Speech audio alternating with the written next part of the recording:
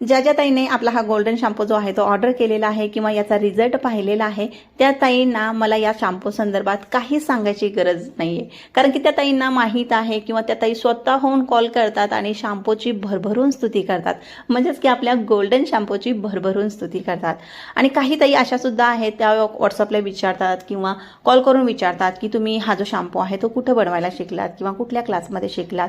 तर ताईंनो परत मी सांगते, तुम्हाला तसं तर मी सांगितलेलं आहे पण तरी सांगते या व्हिडिओच्या माध्यमातून, ताईंनो हा शॅम्पू जो आहे तो मी कुठल्याही क्लासमध्ये शिकलेला नाहीये।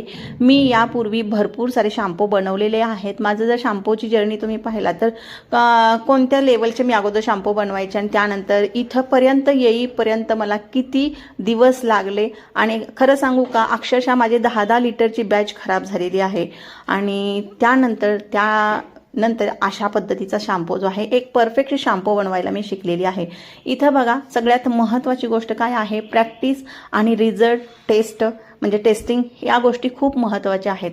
शॅम्पू जरी दिसायला सेम बनला किंवा दिसायला चांगला बनला तितकं ते महत्त्वाचं नसतं, त्याचा रिझल्ट आपण पाहणं, वेळोवेळी त्याचे रिझल्ट चेक करणं हे सुद्धा तितकंच महत्त्वाचं असतं।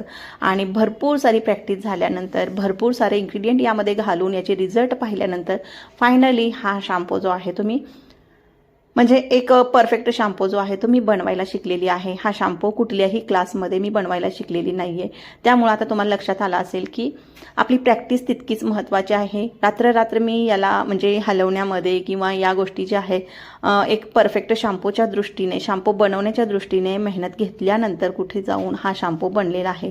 तर त्यामुळे तुम्ही क्लासच्या वगैरे चक्करमध्ये पडत बसण्यापेक्षा किंवा क्लास जरी आपल्याला बघा सर्टिफिकेटची आवश्यकता असते, आजकाल ऑनलाईन चाललेलं आहे सगळे बिझनेस ऑनलाईन आहेत, सर्टिफिकेटची आवश्यकता आपल्याला आहे पण त्या क्लासेसमध्ये इतकं पण नसतं की तुम्ही सगळ्या वस्तू ज्या आहेत त्या अशा पद्धतीच्या बनवाल। स्वतःची बुद्धी स्वतःचं काहीतरी त्यामध्ये ओतावं लागतं, तेव्हाच कुठे असा रिझल्ट बनणारा शॅम्पू म्हणा किंवा प्रोडक्ट्स जे आहेत ते तयार होतात। तुम्हाला